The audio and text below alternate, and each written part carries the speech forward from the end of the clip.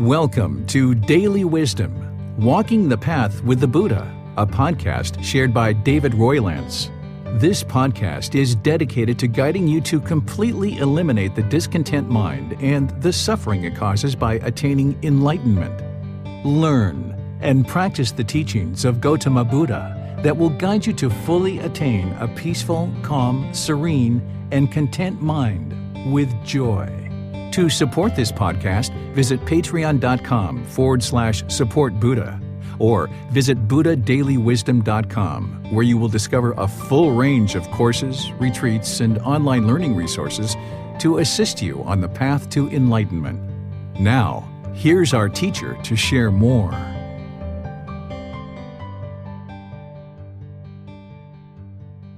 Sawadee Kap. Hello and welcome to Daily Wisdom, Walking the Path with the Buddha. Today is our group learning program where we study the words of the Buddha on Sundays, and then on Wednesdays, I help you to learn meditation. And then this particular class is our second part of a 4-part series where I'm helping you to learn Breathing Mindfulness Meditation. Last week on Wednesday, I went through some detailed teachings to help you understand Breathing Mindfulness Meditation, and we did an actual session together. And this week, we're going to just be doing a session together, and then I'm going to open up to any questions that you guys might have.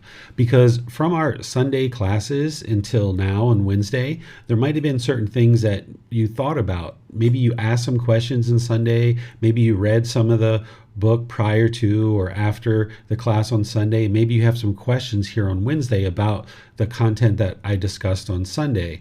Or you might have questions about your meditation practice. You might have run across various things in your week so far that you'd like to understand how do the Buddha's teachings apply to this. Various things can come up as you're progressing in your day-to-day life. So we use Wednesdays in order to do meditation together. And then I open up to any questions that you guys might have. At one point, maybe about 6 weeks from now, I'll be teaching you Buddhist chanting. But for the next 6 weeks, I'll be doing breathing mindfulness meditation, and then there's going to be a loving kindness meditation where we do a 4-part series as well. So over the course of the first 2 months of this program, you're going to be learning breathing mindfulness meditation and loving kindness meditation. And then by the 3rd month, you'll be learning Buddhist chanting. And you'll see that the very first class of the 4-part series of each of those, I will use it in order to share the teachings with you of how to accomplish and how to do what it is that I'm sharing with you, and actually why you might be interested to do breathing mindfulness meditation, loving kindness meditation, or Buddhist chanting. And then the subsequent classes, I'll be opening up to any questions that you guys might have. So I'll invite you guys to join for meditation here in a bit. But before we even get started, let me just see if you guys have any questions from last week on Wednesday, where I introduced you to breathing mindfulness meditation. And you may have been practicing that this week, and you might actually have some questions already. The way that you can ask those questions is put those into Facebook, YouTube, or Zoom. You can put those into the comment section. Our moderators will see that and be sure your question gets asked. Or in Zoom, you can electronically raise your hand and ask any questions about meditation. And then after we do our meditation session together, I'll open up to any questions about meditation or anything else related to the path to enlightenment that you guys would like to discuss. Thank you, sir. It does not appear that there are any questions at this time. Okay, well, I'll just invite you guys then to join for meditation. We'll do this breathing mindfulness meditation session together very similarly as we did last week. And then afterwards, when we finish up, we'll open up for more questions and see if there's any questions that you guys have at that point. So if you're on the floor, you might grab a cushion or a pillow or something and put that under your rear and then lightly cross the legs. If you're in a chair, you might just have your feet flat on the floor or cross at the ankles. Your hands and arms, the Buddha put his right hand over his left with his thumbs together, and then he put that into his lap. If that's comfortable for you, you can use that. But there's other options as well. You might decide to put your palms on your thighs, on your knees, maybe palms up. If you have a chair with an armrest, you might even just rest your arms on the armrest of the chair.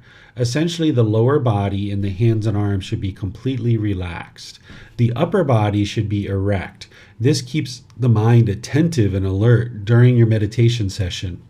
because this is a dedicated, active, purposeful training session where you're either eliminating certain unwholesome qualities or cultivating certain wholesome qualities. So you need the mind to be attentive and alert. And the way that you accomplish that is by keeping the upper body nice and erect. The next thing you do is close the eyes and start breathing in through the nose and out through the nose. Here you're just looking to start establishing the breath. Breathing in and out. I'm going to do some chanting to help ease us into meditation. If you know these chants, you're welcome to join along, and then I'll be back with some more guidance after the chanting.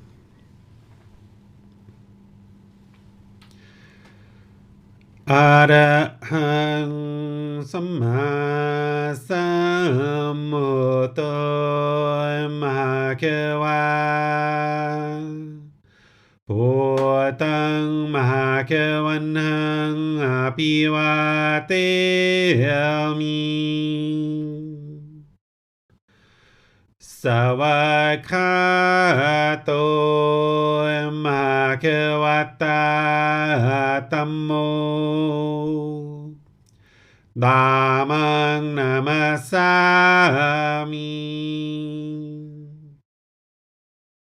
Supatipano Bhagavato Sāvaka Saṅgho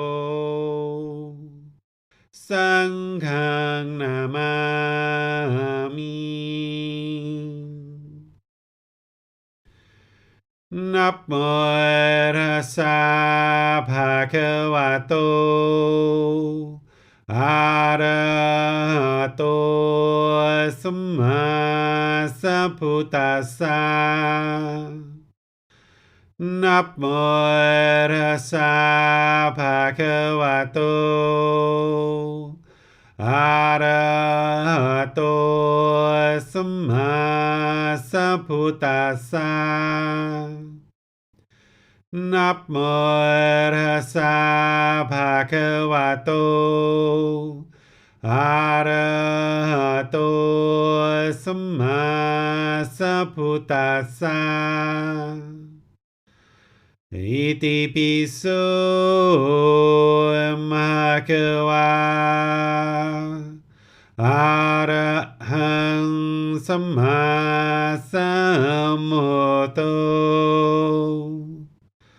Vicacaranang Sammuno Sakhato Rokavito Anuttaro Purisa Dhamma Sati Satatawa Manusanam Bhoto Bhagavati.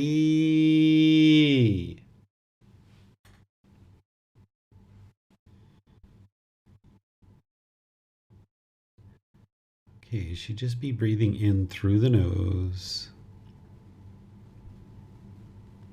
and out through the nose. This is your practice. Your breath isn't going to necessarily sync up with the guidance that I'm providing. So wherever you get to your next inhale, breathe in through the nose, establishing the breath, experiencing the full inhale. And then whenever you get to it, go ahead and breathe out through the nose, experiencing the full exhale. Breathing in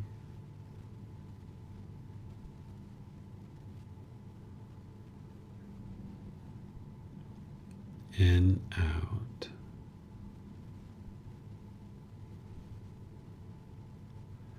Breathing in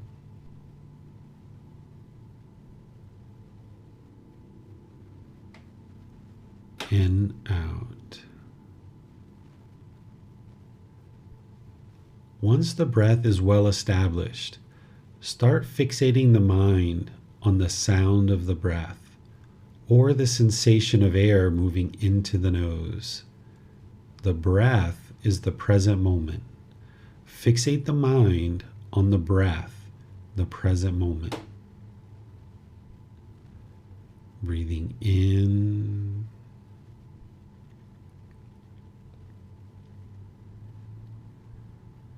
and out.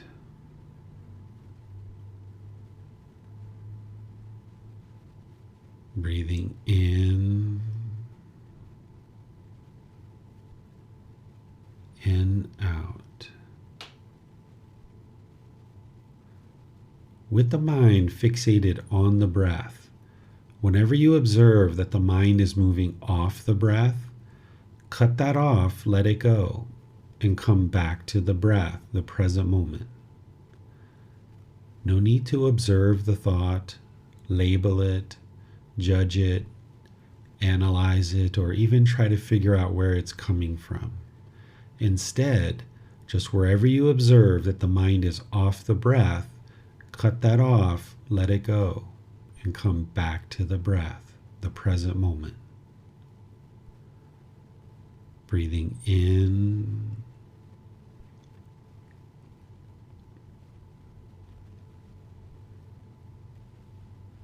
and out.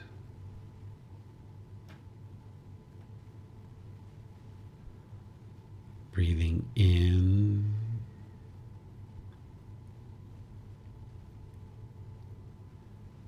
and out.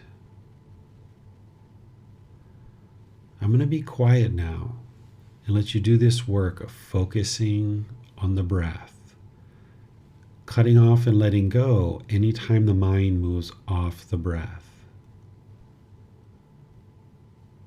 You have nowhere to go.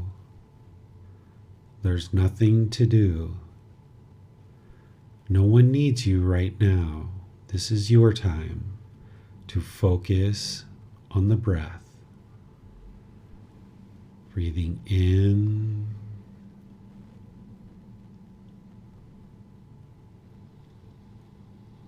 and out.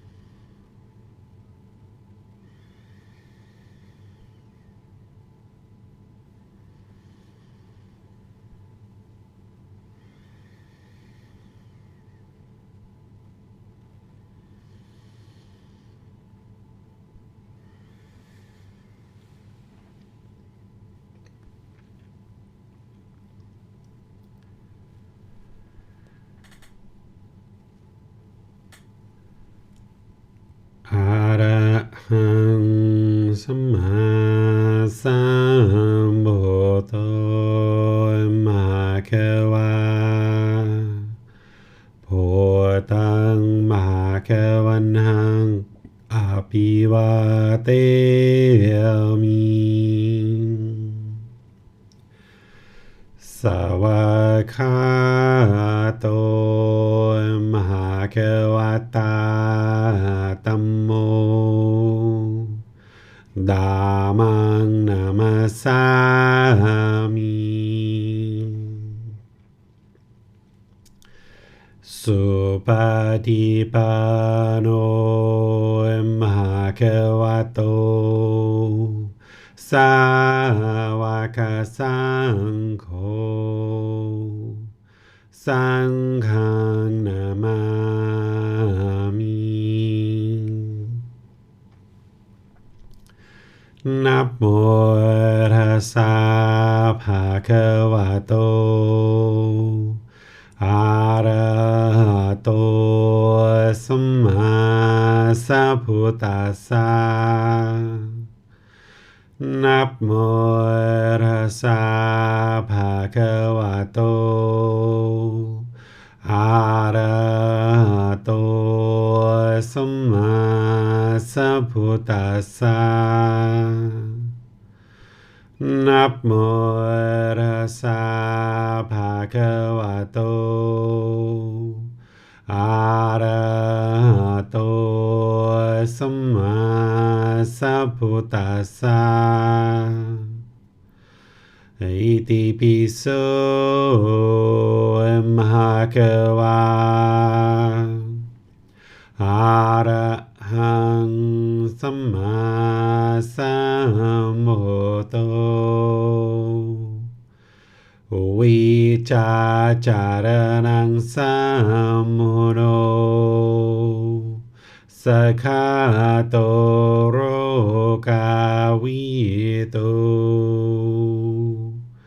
อนุเตโรปุริสาดามาสติสัตตาตาวามนุสรังโพโตภาควาติ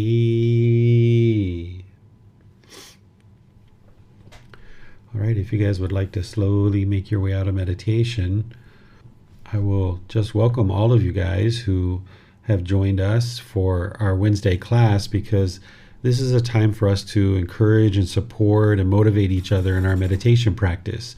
Our meditation practice is an independent practice that we're just focused on having the body, the mind, and the breath, and that's all you really need in order to meditate. But there's certain times where you might come together like this as a group, either online or in person, and this can be very encouraging, supporting, and motivating in your meditation practice.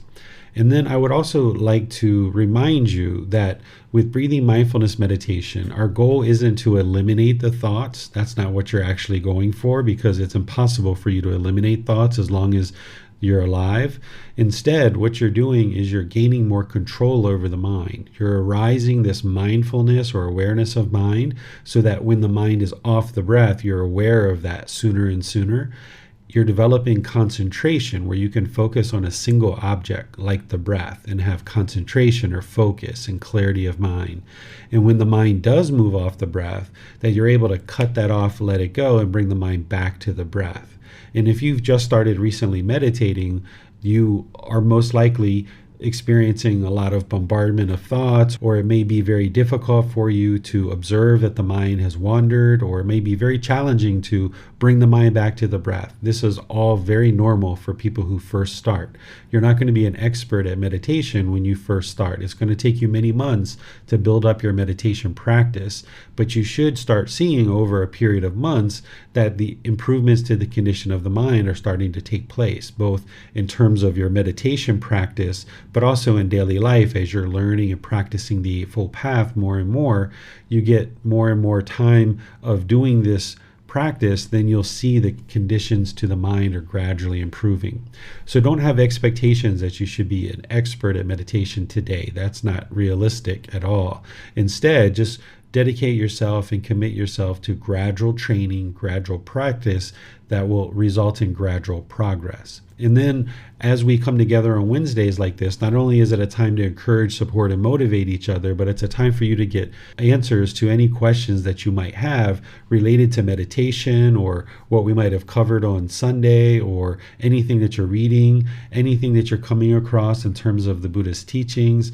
If you're looking for guidance on how to apply certain teachings that the Buddha taught into your life, on Wednesdays it's just a free form questions, except for when I'm actually teaching certain content like I did last week. So on these subsequent Wednesdays, you'll be able to just ask any and all questions you like. And then when we get to loving kindness meditation, the very first class on loving kindness meditation, I'll be teaching again how to actually do loving kindness meditation, why we do it, what is it antidote, what is it remedy, and then the subsequent classes will be doing meditation together and opening up to any questions that you might have.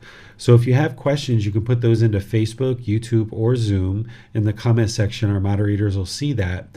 Or you can raise your hand electronically in Zoom and ask any questions or follow-up questions that you like. Yes, thank you, sir. On YouTube, Michael Jenkins asks, when we focus on the breath and a thought arises, you say, do not note it, and go back to the breath. How do we know it's not from our past experiences or lives by disregarding it? The purpose of meditation isn't to be dwelling in thoughts. That's not what you're actually doing. With breathing mindfulness meditation, you're accomplishing the arising of those wholesome qualities of mindfulness and concentration, and you're developing the ability to cut off and let go of anything that is arising, which is going to help you to eliminate craving, desire, attachment. Where these qualities come into play is that once you're cultivating the mind like this in meditation, where you're arising mindfulness, you're developing concentration, and you're easily cutting off and letting go of thoughts. Now, when you learn the Eightfold Path, that mental discipline section of right effort, right mindfulness, and right concentration, you can see that you're developing mindfulness and concentration, but you're also applying right effort in meditation to cut off and let go of thoughts. So you're exercising the mind in meditation so that now in daily life, you can have mindfulness and awareness of mind, and you can have concentration to be able to focus and have clarity of mind and concentration. And then when you observe with mindfulness in daily life that anger or sadness or frustration, irritation, annoyance, guilt, shame, fear, boredom, loneliness, shyness, resentment, jealousy, any discontent feelings are arising, then you observe that in daily life because you have mindfulness from your meditation practice that's been arisen. And now you can easily cut that off and let it go. And then the mind doesn't have to experience those discontent feelings. And this is how you get control over the mind, that now with an unenlightened mind in daily life, when these discontent feelings are arising, whether they're pleasant feelings, painful feelings, or neither painful nor pleasant, the mind isn't able to be controlled, and it just kind of runs wild like a wild animal because there hasn't been training of the mind and there isn't the discipline. But when you're practicing meditation 2 or 3 times a day for 30 minutes or more, and you get your sessions up closer and closer to that, you'll see that you've got this discipline of the mind that you didn't have before, so that you can observe these feelings that they're starting to arise, and you can cut them off and let them go. And now you just saved yourself a whole lot of trouble of having to experience the sadness and the anger and the frustration and all these other discontent feelings. When you do that enough in daily life, where you're cutting off the unwholesome thoughts, then eventually you get to a point where you've transformed the mind enough where there aren't any unwholesome thoughts that arise. In meditation, you're cutting off all thoughts. Again, you're not trying to eliminate thoughts. You're just trying to gain this control. You're cutting off all thoughts because that's our training.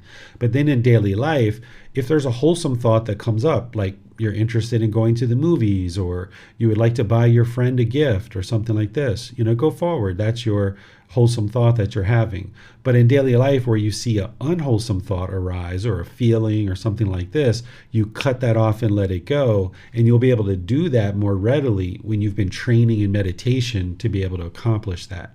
So your goal in meditation isn't to sit there and observe the thoughts and figure out whether it's a past thought or a past life or a future thought. That's not what breathing mindfulness meditation is all about. It's a rising mindfulness. It's about rising concentration. So now you have those qualities available to you in daily life. And now you train the mind to easily let go of thoughts and come back to the breath in meditation. Because the whole problem that we talked about on Sunday is how the mind is holding on. It's craving permanence. It does not like change. It wants to be this wild animal. So it's holding on and holding on and holding on. So a thought comes up, and now the mind becomes obsessive in daily life about this thought, whatever thought you're having, and you're not able to cut it off because you don't have control of the mind. So through successive meditation sessions over a long-term period, you gain this control of the mind, that where you see the mind being obsessive, or you see it having craving, or you see it having anger or any of these other discontent feelings. Now, because you've trained really well in meditation, you're now able to apply that training outside of meditation and cut that off and let it go. And now, as you do that over a long-term period, you'll eventually get to the point where there's no discontent feelings arising, because you've eliminated all the conditions that are causing them to arise.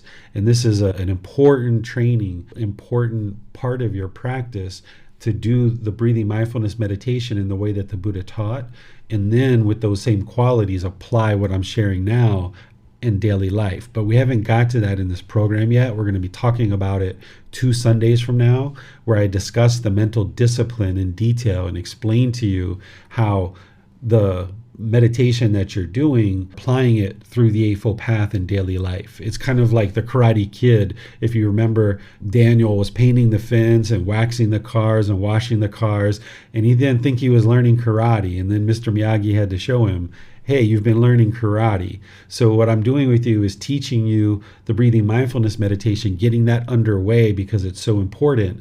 And then 2 Sundays from now, I'm going to show you how all of this is connecting together, because over the course of 3 Sundays, I'm explaining to you the entire Eightfold Path.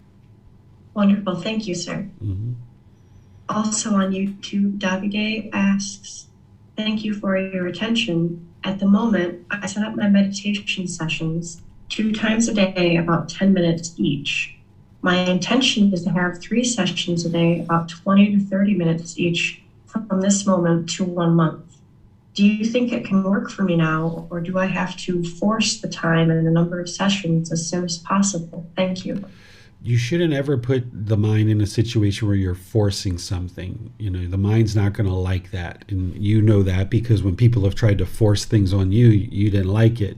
So if you try to force something on the mind's going to typically reject it. It's either going to fight you or it's going to run. So you can have these goals that you set up a goal like, okay, in 1 month's time, this is where I'd like to be in my meditation practice. But don't get fixed or cling to that, because if you fall short of that goal, then you're going to be discontent if you have clinging or you have expectation or craving. Instead, set up a goal to motivate you of where you'd like to be. And then when you get to that time in life, if you're short of that goal, all right, well, just extend it and continue to get motivated towards that goal. If you've met the goal, then don't get arrogant and egotistical about it, but just be like, all right, great, I met this goal. What's the next goal? So these goals and objectives can be motivating, but if you have an expectation and you're craving it and you're yearning for it and longing for it, that wouldn't be wise, because you're just setting yourself up for discontentedness if you don't get it, or even if you get it, you're setting yourself up for that. So each person is going to progress differently. There isn't a way for me to say, okay, yes, that's a realistic goal for you, or, it's not a realistic goal for you, because everybody's life is a bit different. The condition of each person's mind when they're starting on the path is different. Your dedication and your commitment to the goal is going to be different. So set up a goal that you think is realistic and obtainable, and then work towards it, and just be comfortable to know that if you fall short of that, just stay focused on the goal and just extend your timeline. You don't have to beat yourself up or feel like you're not being successful or anything like that, because whatever you're setting your goal towards and whatever you're building up to, that's better than what you were doing a month ago, for example, right? So even if you fall short slightly of your goal, or even more than slightly, just look at the positive side, that the cup is half full, right? So if a couple of weeks ago you weren't meditating at all, and now you set this goal of 2 to 3 meditation sessions of 20 to 30 minutes, and let's just say you get to 2 sessions for 15 minutes a session, and that's kind of what you get to after a month.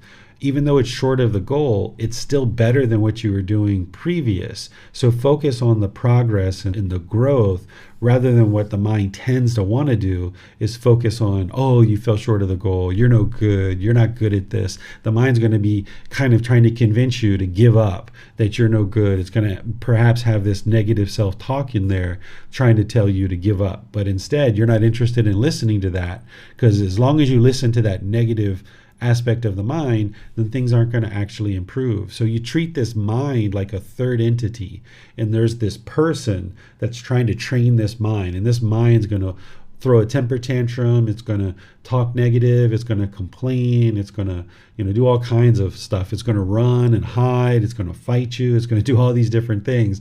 But instead, you just stay dedicated, and you be the wise person in the room. You be the adult in the room that's looking at this third entity, the mind, and say, hey, get over here, you're going to train. And the mind's like, no, I'm not interested, I don't want to train, I don't want to train. Like, come on, let's get over here. You sometimes have to coax the mind into these kind of things, but you're not interested in forcing it, or craving or clinging to any particular goals, or having expectations of yourself. There's this transformation that you need to make, where typically the way that we think is that I want to do this, or I expect to do this, or I'm required to do this.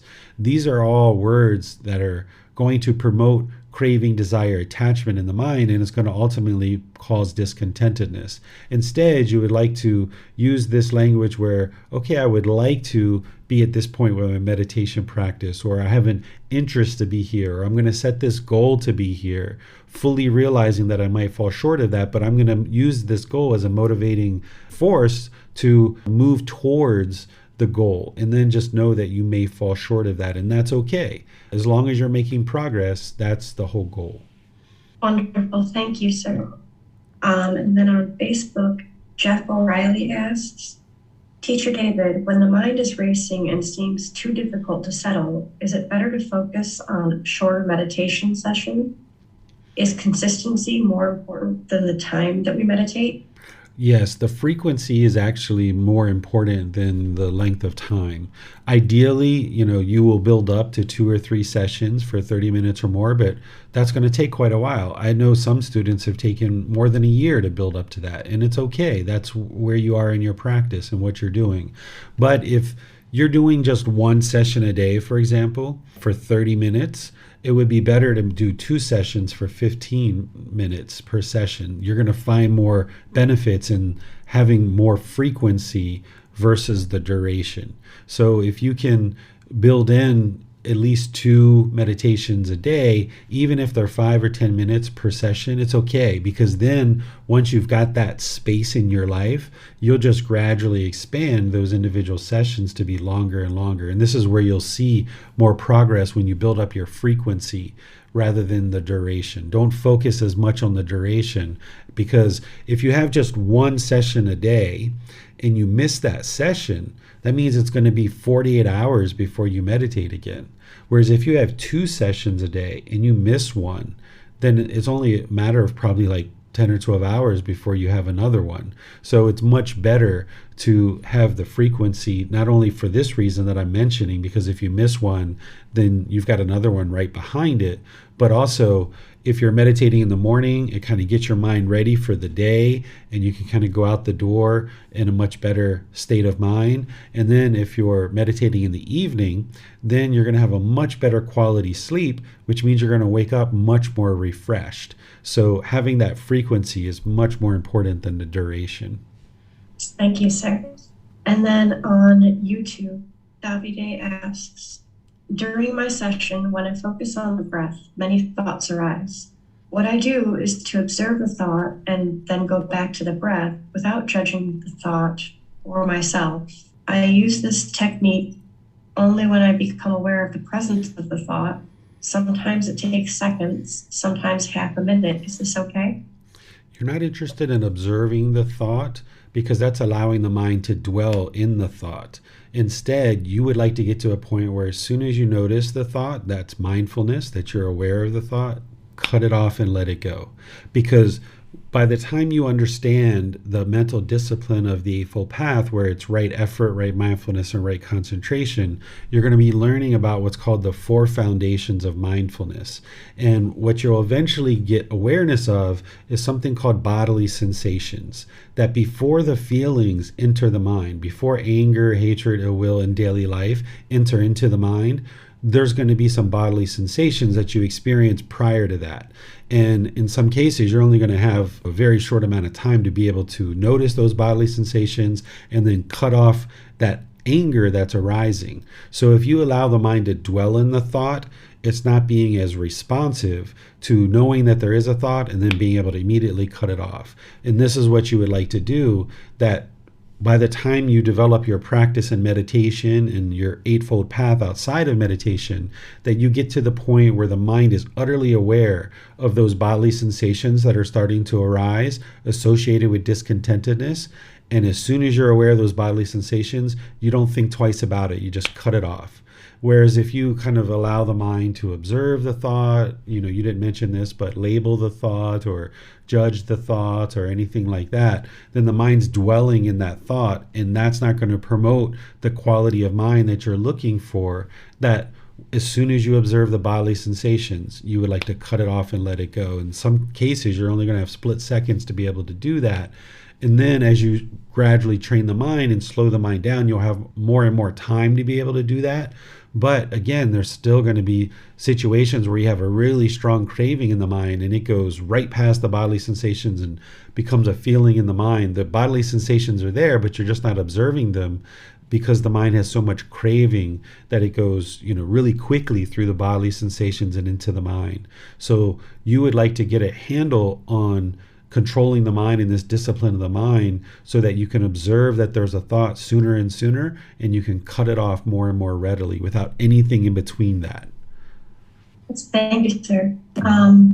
His follow-up question is, did someone experience this? Is there any other tricks you suggest in order to improve the meditation sessions? Thank you. The way that I'm guiding you in meditation is the way that you would like to meditate. I don't hold anything back. There's no, secrets that I'm going to hold back. I'm going to share everything with you guys. So with this particular meditation, a breathing mindfulness meditation, it's very simple in terms of its instruction, but it's so powerful in what it's actually doing for you because it's promoting these qualities of mind that you're going to need outside of meditation. So you're just focused on the breath, and that's all you're doing. And the mind's going to move off the breath. Even for an enlightened being, it's going to move off the breath every once in a while. But there's going to be these long gaps of peacefulness and stillness and quietness in an enlightened mind, where when the mind is unenlightened, there's typically, bombardment of thoughts. You might indulge the thought for a while and kind of follow it. And then you're like, oh yeah, that's right, I was meditating. And now you cut it off and bring it back. So you'd like to observe that there is a thought. Know that there is a thought. Not observe the thought itself, but just know that there is a thought sooner and sooner and be able to cut it off more and more readily. So the instruction of breathing mindfulness meditation is very simple at its core, but what you're doing with the mind is very beneficial, where you're just focused on the breath, arising that concentration. You're aware as soon as there's a thought, you cut that off and bring it back. And right now, if you're indulging that thought for a few seconds, or even, I remember when I first started, I'd be in meditation following a thought for 2, 3, 4, 5, 10 minutes, and I'd be like, oh yeah, that's right, I'm meditating. And I'd have to cut that off and bring it back. This is all completely normal, but just get better and better at knowing that there is a thought and then cut it off and let it go. And there's no secrets or anything. I've put everything in chapter 11 around meditation.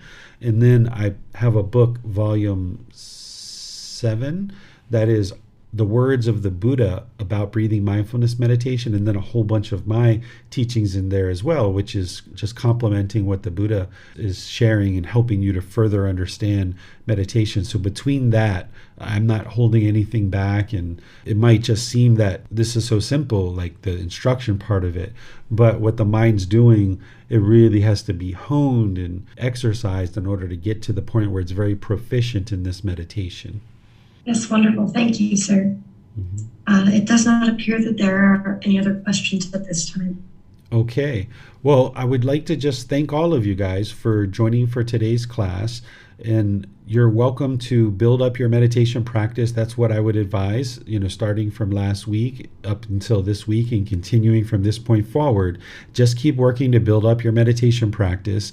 You can come here on Wednesdays at 9 o'clock Thai time, whatever time that is in your time zone, and we'll be meditating together. And then I'll open up to any questions that you guys might have, because you might have various questions as you go. And then remember, you can also post those in Facebook. You can send a private message, or you can schedule a personal guidance session as well. These are the 4 methods of ways of getting help. You can ask questions in class. You can post a question in the Facebook group. You can send me a private message or schedule a personal guidance session. And between these 4 options, you'll be able to get more and more clarity on your meditation practice, because you would like to gradually build this up, because then in 2 weeks from now, I'm going to be sharing with you loving kindness meditation, which is going to be added on to this breathing mindfulness meditation. So you'd like to build up your ability to do breathing mindfulness meditation, so that way, when we add on loving kindness, it'll just continue to grow. Your practice will just grow from there. So this Sunday, we're going to be continuing with our 3-part series on the Eightfold Path. We're going to be in that middle section of right speech, right action, and right livelihood, which is titled the Moral Conduct section of the Eightfold Path. And then next Wednesday, we're going to be doing our 3rd class with breathing mindfulness meditation, helping you guys to build up your meditation practice. So thank you all for joining. We'll see you guys in one of these future classes. Have a very lovely and wonderful rest of your day. Sawadee krap. Thank you for listening to this podcast. To provide support for this podcast, visit patreon.com/support Buddha. To access more teachings, visit buddhadailywisdom.com. There, you will discover a full range of courses, retreats, and online resources to assist you on the path to enlightenment. Remember to establish a daily, consistent meditation practice, along with learning and practicing these teachings. A well-developed meditation practice is the foundation in which to train the mind to attain enlightenment.